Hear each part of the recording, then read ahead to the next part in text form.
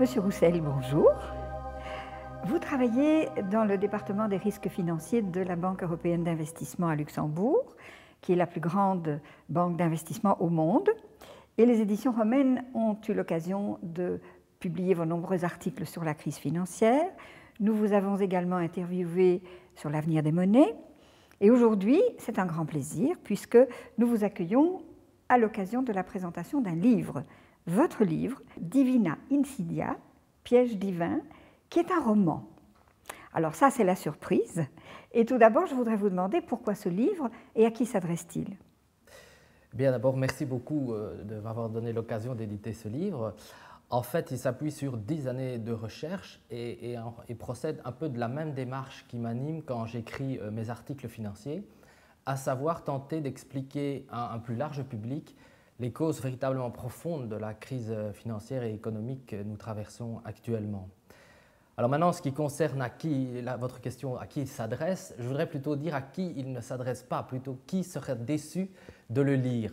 Ceux qui, d'une part, ne veulent tout simplement pas comprendre les causes profondes de la crise financière ou qui estiment avoir déjà tout compris. D'autre part, ceux qui sont ancrés, je vais dire, dans un matérialisme absolu et pour qui il n'y a pas de réalité invisible aux yeux. Et finalement, ceux qui lisent la presse financière comme on lit la Bible, c'est-à-dire pour qui les versions officielles n'ont pas lieu d'être remises en cause. Alors à tout cela, moi je dis, n'achetez pas le livre. Par contre, aux autres, je veux dire, ils devraient trouver ce livre très intéressant, instructif, ils devraient apprendre des choses graves tout en se divertissant. Je dois dire qu'avant de vous lire, j'avais de très vagues notions à propos de la finance. Mais après sa lecture, j'ai appris énormément de choses, comment l'argent se crée, l'argent dette, le rôle de l'or, le fonctionnement d'une banque commerciale, le rôle d'une banque centrale. Vous entraînez vos lecteurs dans une histoire tout à fait passionnante qui nous mène jusqu'à la naissance d'une monnaie mondiale. Et tout cela reste tout à fait accessible, même pour le profane que je suis, par exemple. Ceci dit, vous êtes particulièrement critique. Selon vous, tout cela reposerait sur une gigantesque fraude? Je dirais que les lecteurs qui ont l'habitude de me lire ne seront pas étonnés. Il est vrai que je considère que les banques centrales en général sont économiquement très dangereuses. C'est le moins qu'on puisse dire. Votre héroïne, une journaliste d'ailleurs, va se trouver prise dans un piège qui va l'emmener dans l'envers du décor. Oui, le livre en fait part de mes recherches sur les mécanismes de l'intérêt. Alors tout le monde sait bien que quand il emprunte un capital de 100 € auprès d'une banque, il doit rendre ce capital plus les intérêts. Et en fait, une chose que j'explique dans le livre, c'est que ce mécanisme de rente concentre, je vais dire, mathématiquement, irrémédiablement, l'argent et donc la puissance dans les mains des plus gros prêteurs. Et une chose que j'ai découvert, c'est qu'il existe des grandes familles oligarchiques qui usent et abusent de ce mécanisme de génération en génération. Et comme elles se marient entre elles pour éviter que le capital ne se disperse, et comme les intérêts bancaires obéissent à des lois exponentielles, au fil des siècles, elles ont accumulé un patrimoine colossal. Alors, elles sont en fait très discrètes, ces grandes familles, la plupart sont connues, mais simplement, l'ampleur de leur patrimoine est très largement sous-estimée. Je vois. Ici, on ne parle pas de Bill Gates. Non, le fondateur de Microsoft, c'est complètement négligeable comparé à ces familles.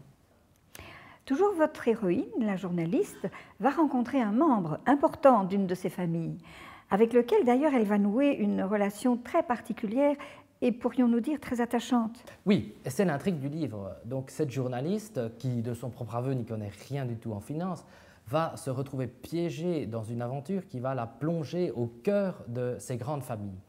Elle va découvrir que lorsque l'on possède une fortune colossale, finalement, on n'attache plus tellement d'importance aux biens matériels. Elle va côtoyer des gens qui se sentent très profondément supérieurs et qui œuvrent depuis des générations à établir un monde conforme à leur vision et à leurs intérêts. Et cela passe entre autres par une réduction drastique de la population mondiale qui est perçue comme des parasites inutiles. Oui, vous donnez une impression assez particulière, assez étonnante, une perception de la réalité qui ressemblerait à un oignon. Oui, c'est une image en effet. Tout au fait au centre, on a donc ces familles oligarchiques qui cohabitent plus ou moins paisiblement, mais qui ont beaucoup d'intérêts communs. Et directement autour se trouvent des sociétés, je vais dire, aux croyances très particulières, sociétés occultes, qui forment comme une sphère autour de ces familles. Et puis vient ensuite une autre couche, c'est la couche des groupements de personnes influentes et décideurs, comme les membres de la commission trilatérale par exemple. Et puis on s'éloigne encore du centre et on arrive à la couche des personnages influents, mais plutôt suiveurs, ceux qui participent au club de Bilderberg par exemple. Et puis finalement vient une couche encore plus superficielle qui est celle des sociétés semi-secrètes comme les francs-maçons, puis vient la couche du monde politique, puis encore par-dessus la couche de la presse traditionnelle, et finalement, à la surface de l'oignon, les simples gens comme vous et moi, les plus éloignés de la réalité qui se situe au cœur. Alors il y a des personnes qui appartiennent à ces différentes couches et dont le rôle est de remonter, je vais dire, les instructions du centre vers l'extérieur. Et naturellement, l'argent sert de courroie de transmission, bien évidemment. Alors il faut quand même noter que c'est une structure très résistante, contrairement à une structure pyramidale où il suffirait de décapiter la tête. Ici, ce n'est pas le cas. Si un des éléments vient à faire défaut, eh bien, les éléments adjacents dans la sphère vont tout simplement remplir le vide qui s'est créé. C'est une des originalités d'ailleurs du livre de rassembler toute une série d'éléments historiques dans une suite logique jusqu'à la crise actuelle. Oui, donc le livre est bien un roman, ce n'est pas un livre historique, mais la journaliste va découvrir au fil des pages que la naissance de ces grandes familles remonte à des siècles en arrière et qu'à un moment dans l'histoire, leur vision de créer un monde conforme à leurs idéaux a croisé la route d'Adam Weishaupt.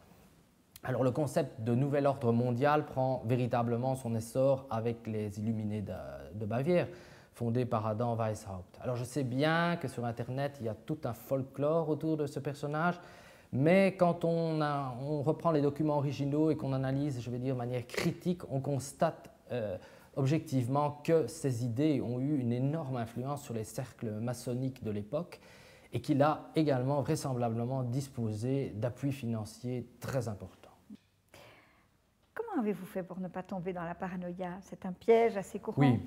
Alors, d'abord, j'ai essayé de respecter une trame logique très forte. J'ai veillé à ce que tous les éléments du livre soient reliés entre eux par des liens logiques solides. D'autre part, j'ai eu la chance de disposer de documents rares et assez méconnus qui venaient de sources, je vais dire, indépendantes et qui se sont recoupés. J'ai modestement tenté de choisir les meilleures sources possibles. Par exemple, à un moment dans l'histoire, Anne, la journaliste, va être amenée à participer à une des rencontres secrètes des clubs de Bilderberg. Eh bien, pour écrire ce chapitre, je me suis appuyé sur des discussions que j'ai eues avec ce que je considère comme le meilleur spécialiste de la question, à savoir Daniel Estulin. Bon, à un autre moment dans le livre, Anne va pénétrer le monde mystérieux du Bohemian Groove, avec à la fin sa cérémonie macabre. Eh bien, pour écrire cette partie du livre, je me suis appuyé sur les vidéos en caméra cachée réalisées par le journaliste Alex Jones. Alors ensuite, ce que j'ai essayé de faire aussi, c'est d'éliminer tous les éléments les plus spéculatifs ou les plus incertains. Par exemple, à un autre moment dans le livre, Anne va être confrontée aux invraisemblances du rapport officiel des attentats du 11 septembre, et ils sont bien nombreux. Et bien là encore, j'ai passé du temps pour sélectionner les éléments les plus troublants de ce rapport. Et puis finalement, j'ai introduit dans le livre un personnage pétri de certitude, c'est le mari de la journaliste, un homme pour qui il n'y a absolument pas besoin de remettre en cause les versions officielles, donc vraiment l'exemple même de la personne qui n'aimerait pas lire un livre comme Divina Insidia. Et donc ce personnage donne son opinion en contrepoint, toujours, pour que le lecteur finalement puisse se forger sa propre opinion. C'est un peu un message implicite du livre que je voudrais un peu glisser, c'est apprenez à penser par vous-même. À un moment donné, vous faites dire à un membre d'une de ces familles, lorsque nous sommes parvenus à dominer le monde visible, nous voulons passer à l'étape supérieure et dominer le monde invisible. C'est un des aspects que j'ai découvert en m'intéressant au monde de la finance et que j'expose dans le livre. A priori, c'est vrai, on pourrait croire que la richesse absolue est liée à un rejet de toute forme de spiritualité. Mais c'est bien possible que ce soit vrai pour des milliardaires nouveaux, matérialistes. Mais ici, on se place tout à fait dans une catégorie largement supérieure. Et là, ce n'est absolument pas le cas. J'explique dans le livre que les textes sacrés des principales religions monothéistes interdisent formellement les prêts contre intérêt. C'est a priori très étonnant de trouver dans la Bible ou dans le Coran des interdits financiers bien loin de toute préoccupation spirituelle. Et pourtant, quand on y regarde de plus près, tout ça peut effectivement s'expliquer avec une certaine logique spirituelle. Je dirais qu'il y a 10 ans, moi, je pensais que ceux qui suivent des croyances occultes particulières, noires, que je laisse le soin au lecteur de découvrir, étaient des marginaux.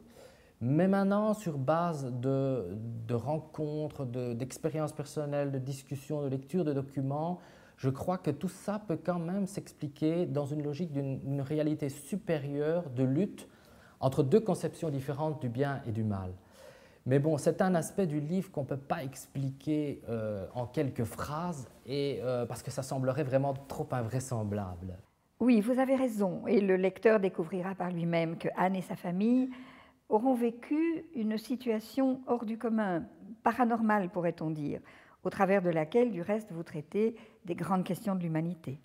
Alors, ne dévoilons pas la fin de l'aventure, et permettez-moi de vous dire à quel point j'ai été heureuse de trouver dans votre livre un réel message d'espoir. Ah, je suis très content que vous l'ayez ressenti, parce que traditionnellement, dans les articles financiers que j'écris, j'explique pourquoi la crise financière que nous traversons, crise économique également, va malheureusement s'aggraver et va encore s'étendre sur de nombreuses années.